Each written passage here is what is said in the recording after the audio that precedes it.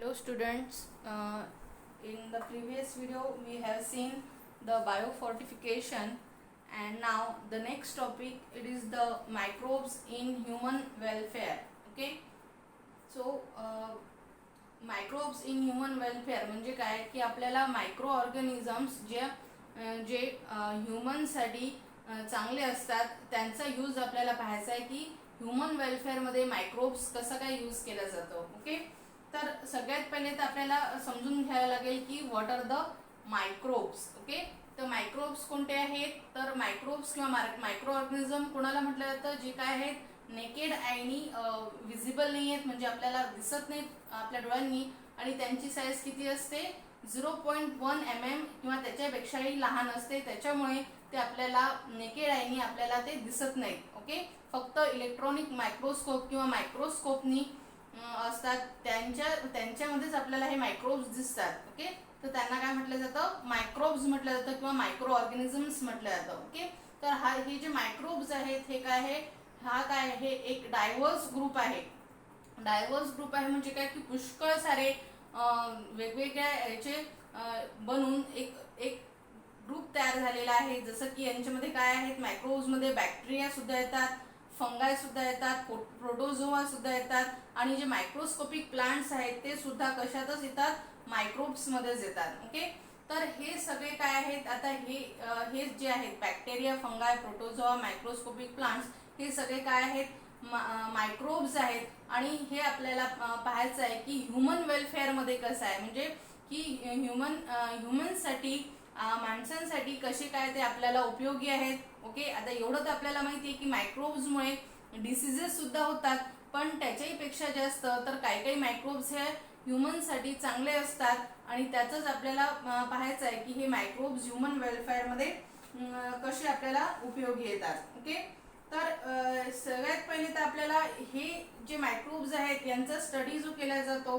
तर त्यालाच म्हटलं जातं बायोटेक्नॉलॉजी. ओके, तर बायोटेक्नॉलॉजीचं म्हटलं म्हणजे काय की हे काय सायंटिफिक आहे आणि इंजिनिअरिंग प्रिन्सिपल आहे. कशासाठी, प्रोसेसिंग जे मटेरियल्स होतात आणि बायोलॉजिकल एजंट्समुळे जे प्रोव्हाइड केलं जातं, ज्याच्यामुळे ह्युमन वेलफेअरला सर्व्हिस मिळते, त्यालाच काय म्हटलं जातं, बायोटेक्नॉलॉजी म्हटलं जातं. ओके, तर ही जी बायोटेक्नॉलॉजी आहे ही बायोटेक्नॉलॉजी दोन फेजेसमध्ये आलेली आहे, म्हणजे जी डेव्हलपमेंट झालेली आहे बायोटेक्नॉलॉजीची ही दोन फेजेसमध्ये आहे. म्हणजेच काय की एक तर ट्रेडिशनल, ओके, जी डेव्हलपमेंटल बायोटेक्नॉलॉजी आहे दोन फेजेसमध्ये आहे. एक तर ट्रेडिशनल आहे टिल 1971, म्हणजे 1971 मधले पर्यंत जी बायोटेक्नॉलॉजी आहे त्याला काय म्हटलं जातं, ट्रेडिशनल बायोटेक्नॉलॉजी म्हटलं जातं. आणि त्याच्यानंतर मॉडर्न जी आहे, जी आफ्टर 1970च्या नंतर त्याला मॉडर्न बायोटेक्नॉलॉजी म्हटलं जातं. म्हणजे त्याच्यात काय झाले, वेगवेगळे जे इन्व्हेन्शन्स झाले बायोटेक्नॉलॉजीमध्ये वेगवेगळ्या एक्सपिरियन्समुळे, आणि त्याच्यामुळे हे मायक्रोब्सचा व्यवस्थित वापर सुद्धा आपल्याला करता आला. ओके, तर दोन फेजेस आहेत बायोटेक्नॉलॉजीचे, एक ट्रेडिशनल आणि एक मॉडर्न. ओके, त्याच्यानंतर आपल्याला पाहायचं आहे की हे जे मायक्रोब्स आहेत हे फूड प्रिपरेशन मध्ये कसे यूज केले जातात. ओके, तर पहिला तो टॉपिक आहे आपला की हे जे प्रोडक्शन आहे मायक्रोब्सचं इन फूड प्रिपरेशन, फूडचं प्रिपरेशन मध्ये हे मायक्रोब्स कसे यूज केले जातात किंवा कसे यूज करत होतो आपण. तर सगळ्यात पहिलं तर आहे डोसा, ढोकळा आणि इडली. तर आपल्याला माहिती आहे, सगळ्यांनाच आपल्याला माहिती की डोसा, ढोकळा आणि इडली यांच्यामध्ये आपण काय करतो, फर्मेंटेशनची प्रोसेस करतो. आणि ही जी फर्मेंटेशनची प्रोसेस होते तर ही कशामुळे होते, बॅक्टेरियामुळे होते. ओके, ही जी फर्मेंटेशनची प्रोसेस होते ही कशामुळे होते, तर बॅक्टेरियाज मध्ये होते, ज्याला म्हटलेलं आहे जे बॅक्टेरियाज आहेत, जसं की ढोकळामध्ये कोणता बॅक्टेरिया आहे, दॅट इज द लॅक्टोबॅसिलाई. ओके, त्याच्यानंतर ल्युकोकॉस्नोटिक आणि स्ट्रेप्टोकॉकस हा कशामध्ये यूज केला जातो, डोसा आणि इडलीमध्ये केलं जातं. आता सगळ्यांनाच माहिती आहे की डोसा आणि इडली कसं बनवलं जातात, की काय केलं जातं, तिथे राईस आणि जी उडदाची डाळ आहे म्हणजे ब्लॅक ग्राम आहे ते फर्मेंट केलं जातं 5 to 10 अवर्ससाठी, आणि त्याच्यामध्ये जो एअरबोर्न बॅक्टेरिया आहे, ओके, जो स्ट्रेप्टोकॉकस आहे, तो काय करतो, बॅटरमध्ये फर्मेंटेशन करतो, आणि ते जे बॅटर आहे ते काय होतं, पफिंग होतं. ओके, कारण की तिथे काय तयार होतो, CO2 that is the carbon dioxide जे फर्मेंटेशनच्या ड्युरिंग होतं त्यावेळेस तो डव काय होतो, ते जे आहे ते काय होतं, पफिंग अप त्याचं होतं आणि त्याच्यामुळे आपल्याला काय दिसतं ते की जी इडली आहे ती पफ झालेली आपल्याला पाहायला मिळते. ओके, त्याच्यानंतर हा जो लॅक्टोबॅसिलस आहे हा हेल्प केला जातो जिलेबी आणि नानमध्ये सुद्धा. त्याच्यानंतर it is also make for the curd. Okay, ते पुढे पाहणारच आहोत आपण.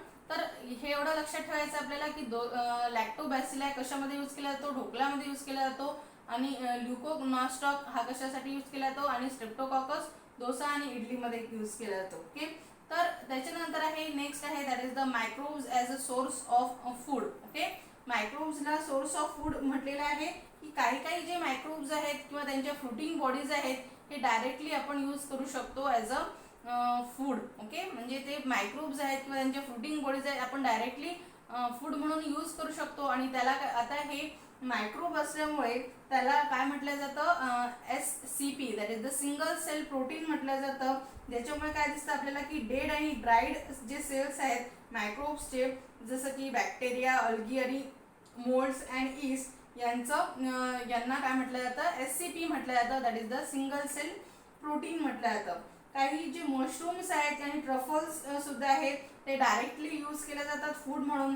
आणि ते जे आहेत हे कशासाठी यूज केले जातात, they are the higher fungi. म्हणजे मशरूम आणि ट्रफल्स हे काय आहेत, फंगायचाच प्रकार आहे. तुम्हाला सगळ्यांना माहिती आहे की मशरूम आणि ट्रफल्स काय आहेत, फंगाय आहेत आणि ते हायर फंगाय मध्ये येतात. ओके, आता ते जे आहेत ते कशामुळे प्रोड्यूस केले जातात, लार्ज आणि फ्रेशी फ्रुटिंग बॉडीज जे प्रोड्यूस करतात मशरूम ते काय असतात, इडिबल असतात म्हणजे खाण्यासारखे असतात.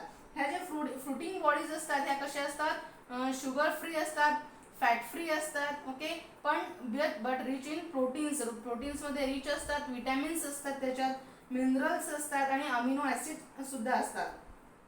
ओके, आणि हे जे फूड आहे हे फ्रुटिंग बॉडीचं हे काय म्हटलं जातं, लो कॅलरी म्हटलं जातं, कारण की हे काय आहे, शुगर फ्री आहे आणि फॅट फ्री आहे. ओके, तर हे असं हे जे आहे नाव दिस मायक्रोब्स म्हणजे काय, हे जे मायक्रोब्स आहेत हे काय केल्या जात आहे, as a source of food use केल्या जात आहे. ओके, त्याच्यानंतर नेक्स्ट आहे third it is the dairy products. Okay, dairy products आपल्याला माहिती आहे की डेअरी म्हणजे काय की जे मिल्क पासून जे प्रोडक्ट्स बनवले जातात त्यांना काय म्हटलं जातं, that is the dairy products म्हटलं जातं. आता आपल्याला आपल्या रोजच्या जीवनात आपण जे यूज करतो that is the curd. Okay, now this curd म्हणजे दही. तर आता हे जे दही आहे हे इंडियन कर्ड आहे, हे यूज केलं जातं by inoculating the skimmed or cream milk.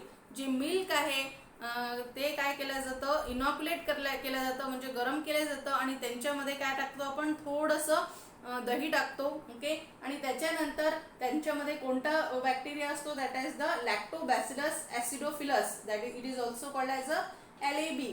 तर हा जो बॅक्टेरिया आहे तो तिथे होतो आणि त्याच्यानंतर मिल्कचं कोअग्युलेशन होऊन तिथे काय दिसतं आपल्याला की हे जे आहे ज्यावेळेस हा लॅक्टिक ॲसिड बॅक्टेरिया, हा जो लॅक्टिक ॲसिड बॅक्टेरिया आहे हा कशात ॲड केला जातो, मिल्कमध्ये. ओके, आता मिल्कमध्ये ज्यावेळेस काय केलं जातं, हा जो LAB आहे, ओके, नाव दिस LAB ज्यावेळेस ॲड केला जातो त्याच्यानंतर इथे आपल्याला काय तयार झालेलं दिसतं, कर्ड इथे तयार झालेलं दिसतं, ज्याला आपण काय म्हणतो, आपण इंडियन कर्ड सुद्धा म्हटलं जातं. ओके, तर हा जो LAB आहे it is also called as a lactobacillus acidophilus. Okay, आता लॅक्टिक ॲसिड बॅक्टेरिया आहे हा.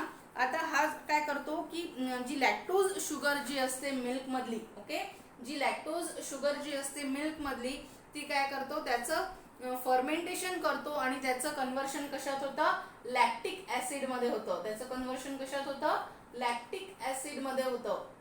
ज्यावेळेस मिल्क काय होतं की LAB ज्यावेळेस ॲड केल्या जातात, लॅक्टिक ॲसिड बॅक्टेरिया ज्यावेळेस ॲड केल्या जातात त्यावेळेस मिल्कमधला जो लॅक्टिक ॲसिड आहे ती लॅक्टोज शुगर आहे त्यांचं कन्व्हर्शन कशात होतं, लॅक्टिक ॲसिडमध्ये होतं. ओके, त्याच्यानंतर हे जे लॅक्टिक ॲसिड काय करतं, कोॲग्युलेशन करतं आणि त्याच्यानंतर पार्शल डायजेशन होतं मिल्क प्रोटीन सिझिनचं. ओके, सिझिनचं तिथे काय होतं, तिथे दॅट इज द डायजेशन होतं आणि तिथे आपल्याला मिल्क हे काय दिसतं, चेंज झालेलं दिसतं, कर्ड किंवा योगर्ट किंवा चीजमध्ये झालेलं तिथे दिसतं. तर हे जे स्टार्टर आहे किंवा इनॉक्युलेबल आहे हे कशासाठी यूज केलं जातं, मिल्क जे प्रोडक्ट आहे जे कंटेंटमध्ये त्याच्यामध्ये काय दिसतात आपल्याला लॅक्टिक ॲसिड बॅक्टेरिया आपल्याला पाहायला मिळतात. ओके, तर याच्याचमुळे काय दिसतं आपल्याला की हे जे मिल्क आहे याचं कन्व्हर्शन ज्यावेळेस आपण काय टाकू त्याच्यात लॅक्टिक ॲसिड बॅक्टेरिया टाकू त्याचं कन्व्हर्शन कर्डमध्ये झालेलं दिसतं आणि म्हणजेच मिल्कमधलं जे काय आहे लॅक्टोज आहे ही लॅक्टोज शुगर कशात कन्वर्ट झालेली दिसते, लॅक्टिक ॲसिडमध्ये कन्वर्ट झालेली आपल्याला इथे दिसून येते. ओके, आणि त्याच्या आता ही जी कर्ड आहे याचे वेगवेगळे फायदे आहेत. ओके, सगळ्यांना माहिती आहे की याचे काय फायदे आहेत की हे जे मिल्क आहे हे काय करतं की आपल्या डायजेशनसाठी चांगलं असतं आणि हे काय असतं इम्युनिटी बूस्टर सुद्धा म्हणून यूज केलं जातं. तर लॅक्टिक ॲसिड बॅक्टेरिया जे कर्डमध्ये प्रेझेंट असतं ते काय करतं की जी डिसीज कॉझिंग जे मायक्रोब्स आहेत स्टमकमधले त्यांची जी ग्रोथ आहे ती चेक करतं. म्हणूनच याला काय म्हटलं जातं की इम्युनिटी बूस्टर सुद्धा म्हटलं जातं.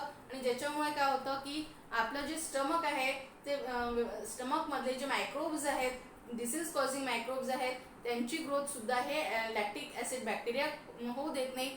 म्हणूनच असं म्हटलं जातं की कर्ड हे काय आहे इम्युनिटी बूस्टर आहे. ओके, त्याच्यानंतर नेक्स्ट आहे दॅट इज द नेक्स्ट जो डेअरी प्रोडक्ट आहे that is the yoghurt. Okay, आता योगर्ट काय म्हटलं जातं, हे योगर्टमध्ये काय कोणता बॅक्टेरिया यूज केला जातो दॅट इज द स्ट्रेप्टोकोकस थर्मॅफिलस आणि लॅक्टोबॅसिलस बल्गॅरिकस. ओके, तर कर्डमध्ये आणि योगर्टमध्ये हा डिफरन्स आहे की कर्डमध्ये आपल्याला काय दिसतं लॅक्टोबॅसिलस ॲसिडोफिलस हा बॅक्टेरिया दिसतो, पण योगर्टमध्ये काय दिसतं आपल्याला स्ट्रेप्टोकॉकस थर्मॅफिलस आणि लॅक्टोबॅसिलस बल्गॅरिकस हा बॅक्टेरिया यूज केला जातो for the curdling of the मिल्कचं कर्डमध्ये कन्वर्ट करण्यासाठी हे दोन बॅक्टेरियाज इथे यूज केल्या जातात.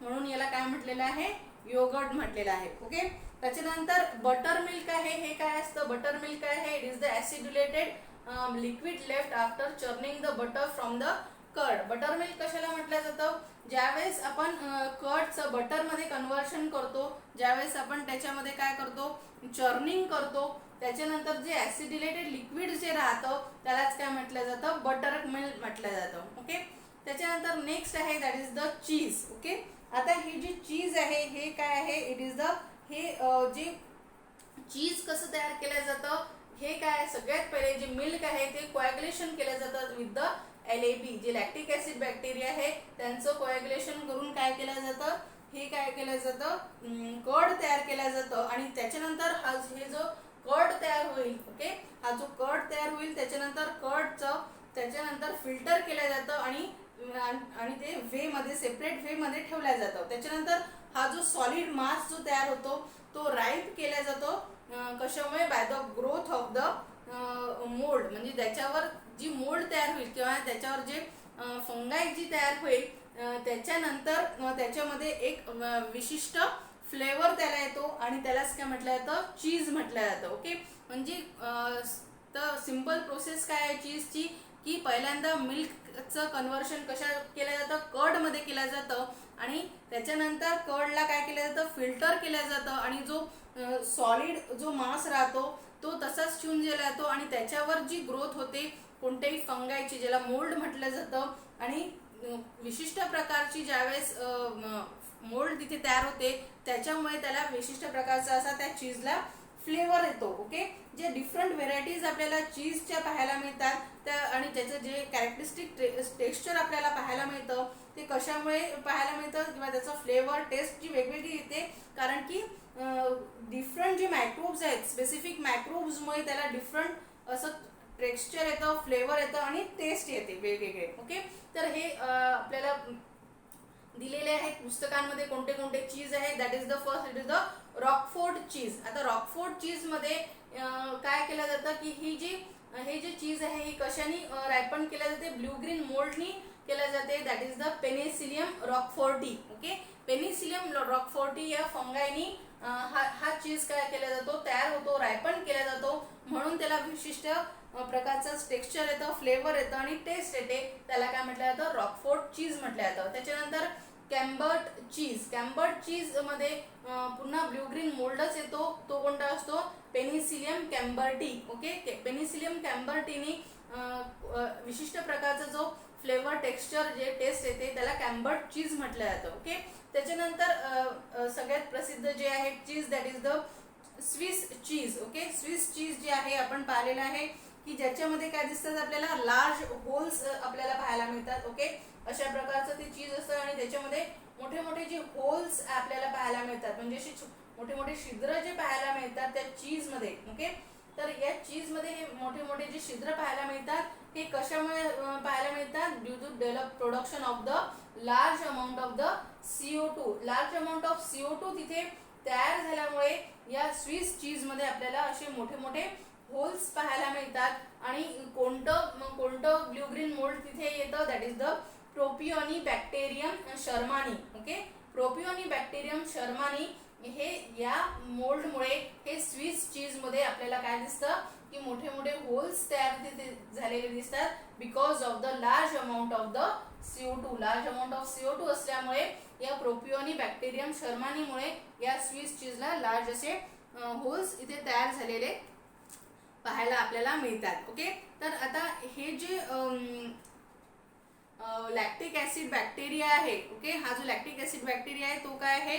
न्यूट्रिशन व्हॅल्यू जी आहे फूडची तो वाढवतो आणि तो बेनिफिशियल असतो इन्फेक्शन कॉझिंग मायक्रोब्स जसं की गॅस्ट्रो इंटेस्टिनल ट्रॅक्ट मध्ये. त्याच्यानंतर probiotic food mainly contains the lactobacilli आणि या लॅक्टोबॅसिलामुळे काय दिसतं की जे स्टमक्सचे जे आहेत किंवा गॅस्ट्रो इंटेस्टिनल ट्रॅक्टचे जे इन्फेक्शन कॉझिंग मायक्रोब्स आहेत त्यांची ग्रोथ चेक करतो. ओके, आलं लक्षात? Now this is all about the microbes in food preparation.